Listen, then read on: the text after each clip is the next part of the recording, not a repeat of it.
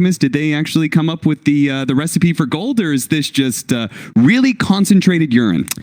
You know what? I think I'm going to agree with Lizard on this one. I'm not entirely sure that the Tidehunter is going to fulfill the same niche that the Troll did. Don't be mad. But it's OG.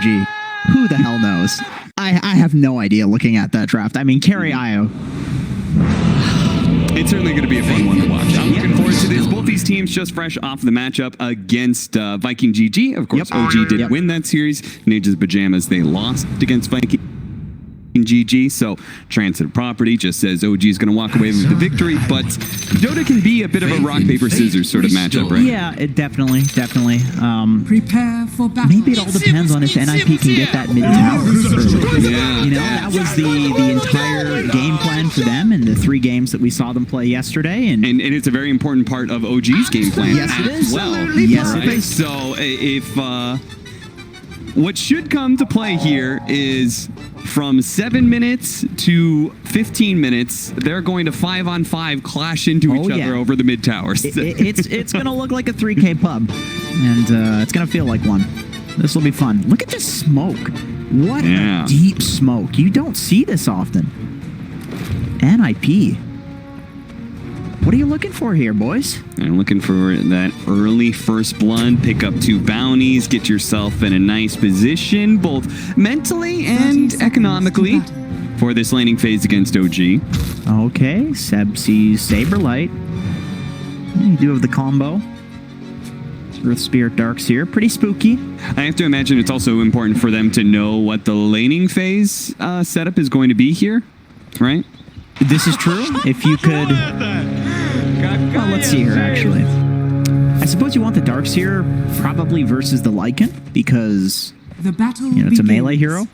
Ideally you would like the Tide versus the Lycan, because you can get wolves, but that would be the best matchup, right? It's a Tide mid, so I think, it's more than likely going to be an Ember mid, and, whether it's an Ember or a Lycan mid, you're going to do fine against either of these heroes, because they both don't like physical damage. And so then they managed to get the matchup. Okay, so they're swapping around. They're like, okay, what OG doesn't want, right, is the Wisp versus the Lycan? Is that what they don't want? I suppose so. They do move the Wisp bot, but seeing the Enchantress down there chilling, they know that this is likely a lane swap from NIP as well.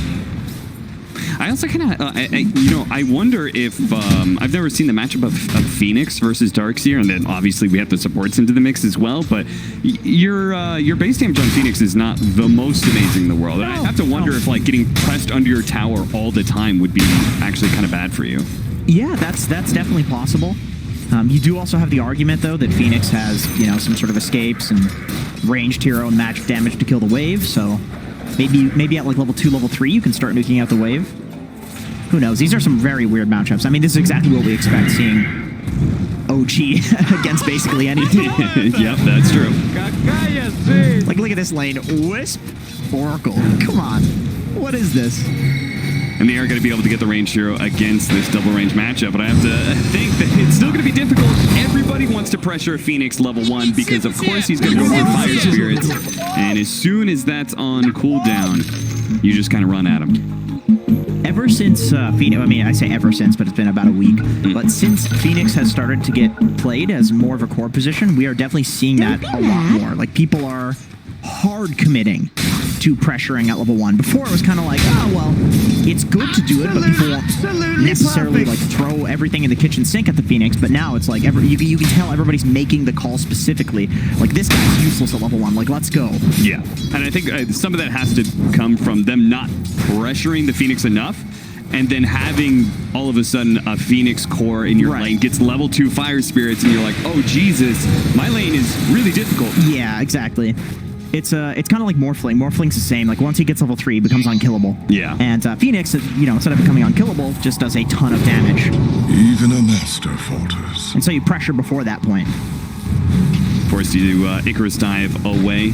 Meanwhile, the Lycan is matched up against the Darkseer in that top lane, where well, this is another interesting matchup. We'll talk about that. The fact that we've got Ember Spirit versus Tidehunter. Tide, he's got Anchor Smash, physical damage, but at the same time, Like, he can do damage to the Ember Spirit and reduce the damage coming out, physical damage, but he can't stop the Flame Guard. Yeah, this is true. There's definitely potential for either hero to kill the other.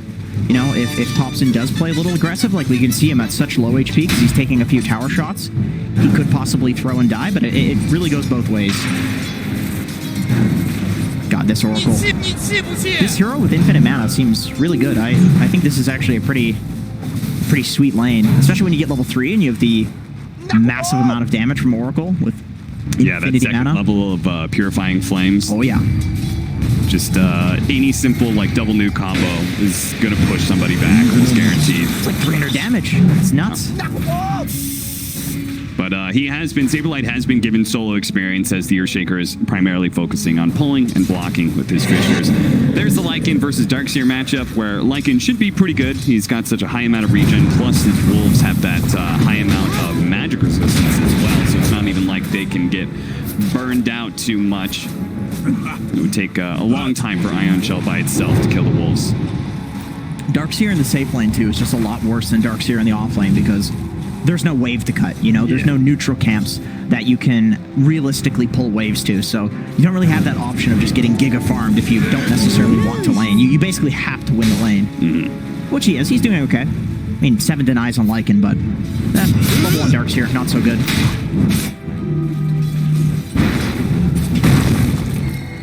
Nice double Fissure. 2-man Fissure, and with the Enchant Totem hit as well, it's a lot of damage on a mid-one here, but fortunately there was just a little bit of gap to be able to get away. If that was a block off, that actually would have been really sick. That was blood. I wonder how many bracers Thompson's going to get in this matchup. Because I have to imagine, like, he gets 1 or 2 bracers, he just dominates this. Misha staying alive with a healing salve thanks to some nice micro with that Centaur stun. No roll up yet. He's going to roll into him now, but a bit too late to get the kill. I'm sure Soxa's just happy to be able to get a lot of damage in. Saberlight finally gets caught back over. Wow, he really did kill him. I was a bit surprised he was able to pull out that kind of damage, but it did cost him his life as he had to dive deep underneath the tier 1 tower. So it does give your Darkseer the solo experience. I mean, you don't really need to be here as an Earth Spirit pressuring a Lycan, but you're giving Charlie on his core Lycan solo XP on a kill. Yeah. He basically just got a solo kill there, which a level 5 Lycan, not too spooky. Like, this hero's not supposed to get solo kills just yet. So a little bit worried about him popping off of, you know. Yeah, an early level 6. He managed to pick up a kill. Maybe that turns into a tower, and all of a sudden you've got a Lycan with a very early Necro book, and this just snowball builds and builds and builds. Yeah, exactly. And, you know, Tidehunter is a counter to the Lycan, but a competent Lycan can move the Wolves and all the summons around the Tide and make sure to not get those anchor smash. Like, there are ways to play it. It's not impossible. That is one of the funny things, though, about OG is we saw how they were in that previous series willing to hyper ball up. And I have no doubt they're probably going to be doing some of that in this game, of just like everyone sitting around the Tidehunter as they push for objectives at some point. See, I guess my question is, like, who hits the towers on OG, though? If they do ball up around the Tide, like, how can they really quickly take towers? Okay, to get the block, they do. Nicely done. He just walks into them. Yeah, and thanks to the Morbid Mask, man, you live for so long. If you can get off one more, it'd be nice to see, but no. Oh, is that did I say haste rune bottom? No, I didn't. But man, what a nice rune. Arcane rune on Ember. Basically 100% uptime on most of your spells. Very cool. Dire structures are fortified. Top 2 CS on the board are the Tidehunter and the Darkseer. This is kind of expected just because this is what these heroes do. Both of them are traditionally offlaners, and they're both kind of like farming machines. We'll see if they're able to utilize that kind of heavy farm, though, to stop what Ninjas of Pyjama is going to be looking to do, which is probably move around the map. Lycan ult, first one of the game to go off and see if he can chase down Seb. Unfortunately, that Fissure doesn't block him in, but the Surge is going to wear out eventually here, and he is no doubt dead as Charlie chases him down. Turn that into a tier 1 tower, and you've got yourself a pretty successful shapeshift. Oh, wow, they kept the catapult alive, too, throughout the entire time. Yeah. Must have been the Enchantress creep. Yeah, I took a range creep. Soxa, he tried to pull that creep wave like you were pointing out yesterday. Take it out of range of the tower so the tower can aggro onto the siege wagon. Too many summons. Can't do it. Too many summons. Too much stuff out there. Yeah, we're back to the zoo meta. God, no. Good stuff, NIP. Thank you for ruining pubs. Even a master. Not over yet. fortress. If they win, we'll call Dire's pubs courier ruined. has been killed. Air with an enchant totem hit. Snipes out Thompson's courier. So looks like he already had the Vlad's completed. So wonder if that was on his way back. I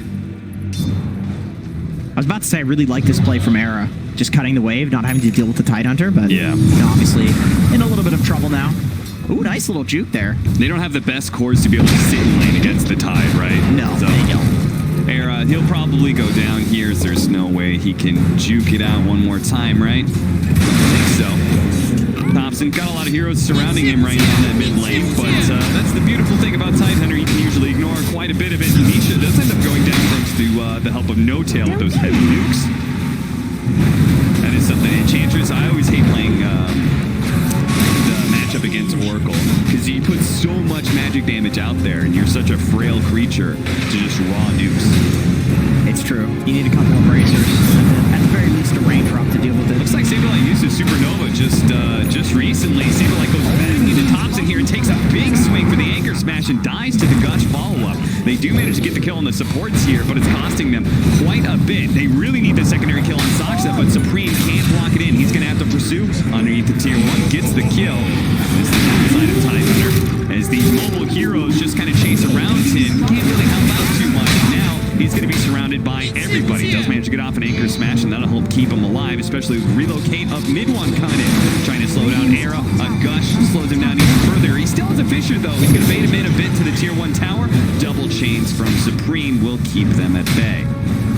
Look at the timer, man. I love this. The mid brawl has started. Like, I love this game, man. Oh, man. I have to imagine, though, Ninjas in Pajamas, you're not necessarily going to take the same kind of run at mid-tower tactics, right? You can't run the Lycan into the mid lanes. Well, well, that's true. There's the cooldown. But, you know, I was thinking, I was like, there's no way they're going to do it in another game. And then I hear this howling coming from off screen. No, he's coming. He's coming. Oh, Lord. Oh, Lord. Yeah, Charlie, he's always in the mid lane. That's it. And once again, Era trying to bait a little bit deeper into the tier 1 tower. Saberlight shows himself from the trees and starts laying some damage out onto mid 1. The Supernova's going to burn a little bit more, but mid 1's so fast, he might just be able to duck away into the trees and survive. He's going to TP out. Supreme. Looks like he had slide up just now, but it wasn't cast in time to be able to find TP out. Meanwhile, mid lane Thompson found himself a double damage. Is gonna go for this tier 1 tower. He'll take the Supreme kill if he can get it, but he should have an assured tier 1 in his grasp here. One more swing. Radiant's middle tower has fallen. School, give it. And this is going to be sort of the trade-off, right? Is that Lycan's going to be able to split push and take a lot of the side lane towers, but old Tidehunter, the immovable object, as he just presses forward into this mid lane, and they can do very little about him. Right. Yeah. Diving into the tier 2 as well. He does not care. No. It's like a timber saw, you know, where you've got this peak of strength, and you want the enemy to try and fight you. If they can kill this catapult, though, I think they're perfectly fine here without the DD. Nice block in there on No Tail, and it looks like OG Almost got it off. a little bit too far for themselves. That's in part because they were fighting a bottom lane where Saberlight did die to mid 1. They're probably thinking to themselves, well, we've got relocate to pull people into the mid lane, but they were busy. Busy getting a more important kill, a core Phoenix. Although, you know, I would argue that the mid lane, at least stopping that pressure, like killing that catapult is really important, because this is a big spike for Tidehunter. I think, Thompson? They're going to try a little bit. The chains instantly dispelled by the maxed out Macrodel here. Now he is going to be able to get the Fisher block in, but the Ravage is up, as he said. He chooses an anchor smash instead. The Surge allows him to get away. That'll help solve some of the mobility problems for a Tidehunter. Saksa, though, his mobility is canceled by Charlie. Now the Ravage going up, and he outruns the tentacles, and the Necronomicon will eventually kill him. And Thompson, having killed that melee Necronomicon, actually just gets bursted down. The Echo Slam is there to finish the deal, and Ninjas in Pajamas can now take a tier 1 mid of their own, perhaps. Yeah, these are huge kills. I mean, especially the Tidehunter. I think there's zero way that you ever lose the mid tower as long as the Tidehunter is alive, and I'm surprised even without Egg, they're able to make that play. I mean, during this whole time, mid 1 is farming, but we have talked about this issue of Tidehunter is the hero that you're going to be pairing with in the mid game, and that's not a typical combo for Io. We'll have to see how that plays out. Yeah, normally you can just kind of like walk around a Tidehunter, right? But this Surge Tidehunter, this is true. he's gonna get he's running the same movement speed as this Lycan. Does sound interesting, and when you get the 25 talent on Io, technically speaking, I think that applies an auto attack to everything that you anchor smash. Yes, it does. So that sounds pretty good. Yeah, it's going to be like a melee gyrocopter in that regard. Yeah. And then on top of that, I mean, you're talking about level 25 synergies. You get level 25 on Tidehunter. Oh, yeah. He's got himself a Divine Rapier. Lots of damage. I mean, if we get to that timing, it's going to be huge. In 50 minutes from now. Yeah. In the meantime, though, the game may not even stretch out that far as these teams just kind of clash. I always have the imagery, of like when you're a 6-year-old kid and you've got your action figures and you are fighting against them, you're just mashing them together. Yeah, that's what Dota is sometimes in these sort of matchups, where you just kind of run heroes into each other over and over again and see which one breaks first. This is true. So the mid lane battle has ended. I think we're going to see a little bit less of that. Sure. Let's see. I think Roshan is the next place that we want to slam our action figures together at. Yeah. That is 100% the objective here. Yeah, because both teams have some decent ways, right? Yeah. It's like Lycan Tidehunter. Tidehunter's going to be going for a Desolator as well, so additional minus armor, and Lycan's just incredible at taking by itself. Right. Almost as his AC. Well, actually, not almost, but going for that next. Has his full Necro completed, Necro 3.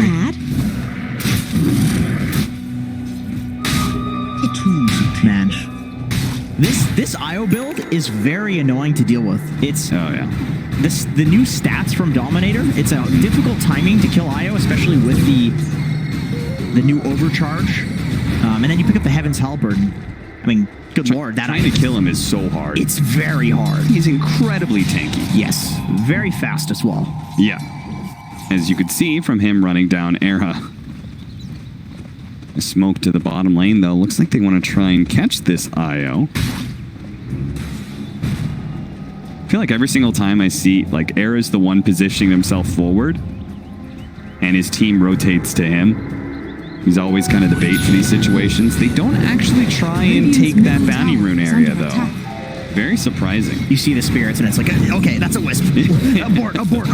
Well, they already knew the wisp was bottom, and they smoked that direction in the first place. So I'm kind of curious, like, what stopped them? Yeah, maybe you want to get the Oracle, maybe you want to get like the Earth Spirit, like somebody that's like bodying in front for the wisp, or just maybe a better angle at the wisp. Because I feel like a lot of the time you run into this hero smoked, and then the creep just sees you, and wisp just runs off. Yeah.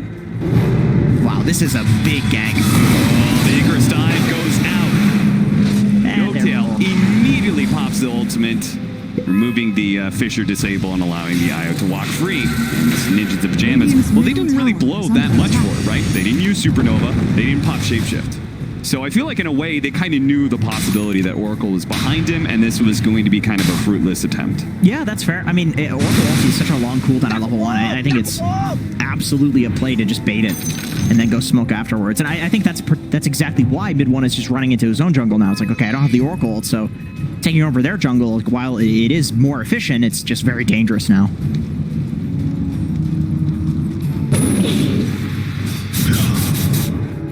Maybe they're gonna go Roche, or kind of chilling around the area. You know, it's funny, like both teams are really good at taking Roche, and both teams are incredibly good at defending Roshan too, right? This is true. You've got Earthshaker, Phoenix, incredible team fight around Roshan Pit. And then OG, well, they've got Tidehunter. And then they've got, the ever classic vacuum wall combo. Darkseer. Like, these are just some of the most iconic Roshan defenders in the game. Desolator now up for Thompson. Big damage increase now. If he can get a gush into an anchor smash, that's going to knock some heroes down to half health. And if they could get a lucky Ston Supreme, he can very quickly die here in this mid lane. But it's just the Earth Spirit or Ravage. Those are very difficult to hit on an Ember. See how quickly Supreme reacts to these situations here. As he's broken some of the smoke. Thompson given the surge to wrap around to the side here. Love this positioning from NIP. They're not backing off into their own area. They're maintaining their position on this dire high ground here. All except Saberlight here, who's a little bit away from his team, still occupying that triangle. But that's because he's a Phoenix. He's got enough mobility to do so. Yeah, I mean, I think if you're OG, you're totally happy with this. Even though you don't get a kill, you make your way into the enemy triangle, get some wards down. I think with Saberlight a little bit too far away, they've got to Dire's top tower just full out retreat from this area. I'm surprised they're still here, man. Fortunately, Charlie, Arrow was in position to be able to break that smoke and even got hit by the stun from Saxo, so Charlie was able to get off his ultimate and get away. But still, that's a shapeshift down, and OG, you know they're going to make something happen with this. And if they got a double damage, it would have been the easiest Roshan ever. As since they didn't, and he was moving an Ember Spirit, this is going to be significantly more difficult. And that's why OG, they're not going to let Ninja the Pyjamas just walk into the pit. They're going to try and take the fight straight to Nip. They're going to be able to catch Misha to start this fight, but it's just supports for now. Saberlight, he'd be a big kill, but he doesn't even get to pop the Supernova in time. Supreme jumps away to his remnants, but OG just keeps on trucking. The extra movement speed on Thompson, whether it's from the tether or the surge, is allowing him to always kind of keep a threat on this Ember. You know, I'm kind of liking this this meta that OG is crafting here. This is... I've just never seen anything like it. I mean, we've seen the character list, obviously, with TI, but, you know, this tied mid, Darkseer surging with the extra move speed, and you know, you remove the move speed cap. Like, this is some new technology here. Yeah, pretty much you're theory crafting, like, what can you do with the carry Tidehunter? It's like, the biggest downside is mobility, right? Being able to stick on top of heroes. He just charges right in, and he has a... Are you serious? Fisher's just gone, just like that. A Fisher wall that kind of goes wrong into the Pyjamas. But you can get the Supernova, as well as the Echo Slam. It looks like the Supernova's going to die, as will Era. Supreme is just left to try and pump out the rest of the damage by himself, because he doesn't have a life kit here with Shapeshift. He gets pulled back from the vacuum into No-Tail's Fortune's End. Trapped down, and OG, for the third attempt at Roshan, will finally complete it. You know what's so interesting about this? It's like... It's almost like the troll, but you're like a timber saw, too. You know, you're not killable. Like, you just surge in and man up because you don't want to go in a Tidehunter. Who would do that? I mean, you man. I mean, I doubt it just because it's so weird, but it's just OG, man. It's what they do. Every single fight from Ninjas of Pyjamas, because the Lycan looks so destroyed by this Tidehunter, right? He feels like he really can't get in there. It's just Supreme. Before kind of run around. Nope, he can't do enough damage by himself. Oh, if that Fisher block had actually landed, maybe they could have forced something out. No-Tail still doesn't have his ultimate, but maybe could have gotten something. Solar Crest now complete for the Tidehunter, so he's got all the minus armor items he needs.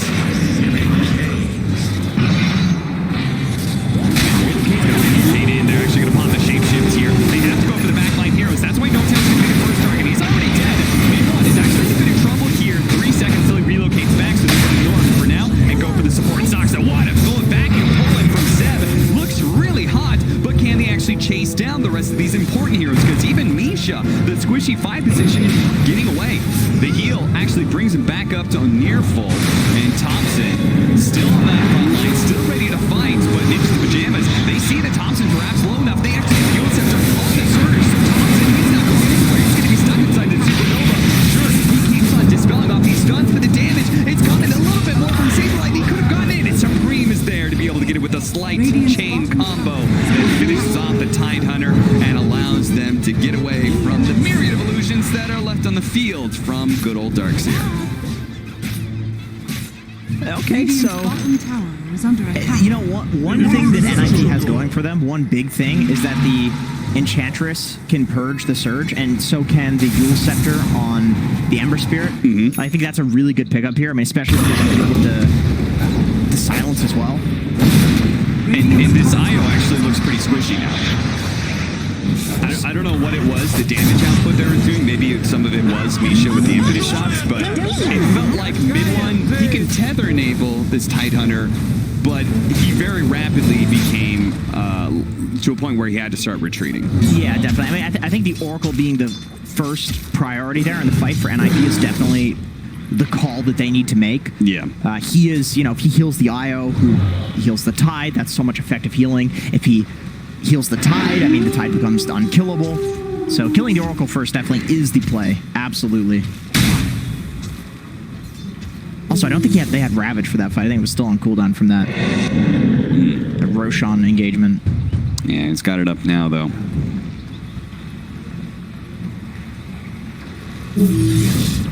So No Tail, he can play forward like he was doing before because the Ravage is there to assist Era. You can see half his health is gone from one anchor smash, and he gets another one. Era's just gonna die. And he's been caught up by the rest of OG. So does Misha. Once again, the two supports of Ninjas in Pyjamas, they do die, but this is still OG kind of five-manning and taking over the map. And he heals so much when he anchor smashes a creep wave there, actually. Yeah. Or the wolves. I love that they can die basically doing this one time before, and they continue being so aggressive. Like, I think they have to keep the aggression up here. Oh, yeah, no doubt. Because eventually the Semper Spear gets a bit too big and starts killing a lot of your backline heroes, right? This is where the Lycan coming into play, goes into the back. They actually tried to hit the Meteor Hammer combo with the Supernova, but it wasn't good enough, and the Ravage actually clips Supreme.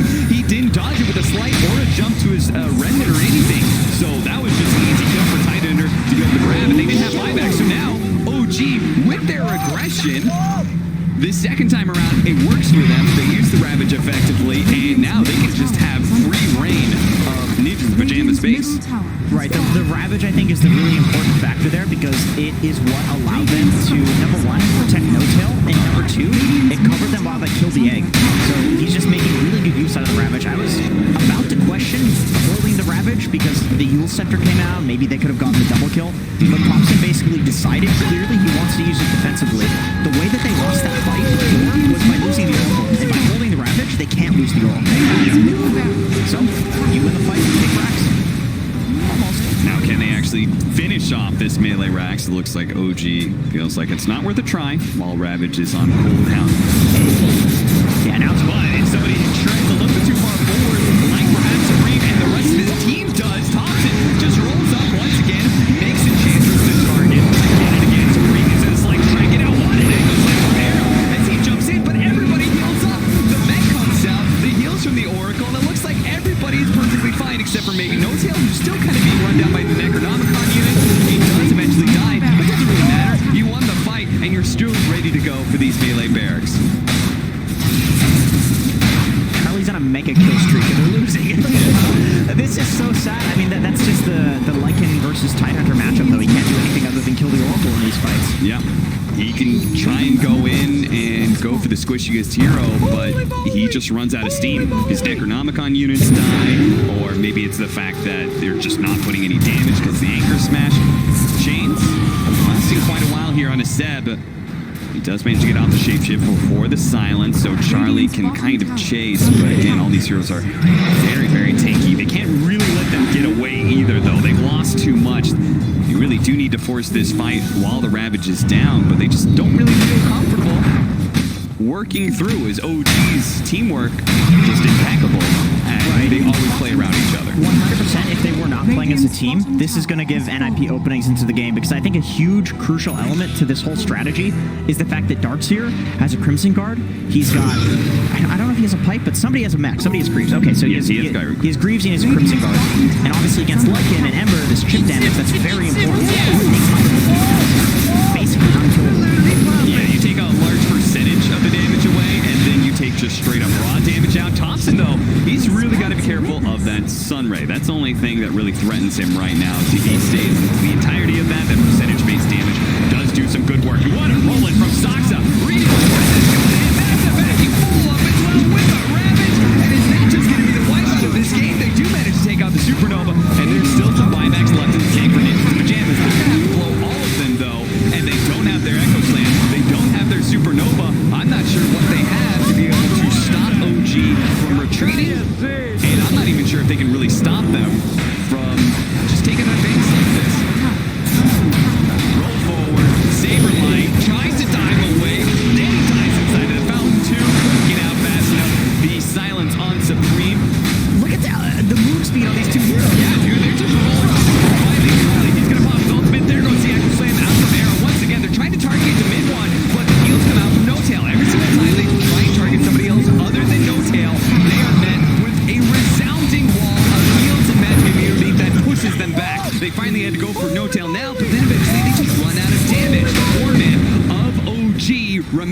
drone even just outside of your fountain. Pull him back in. Zip out of the fountain. Get back here. We want to have a fight a little bit longer before we finish up this bottom lane.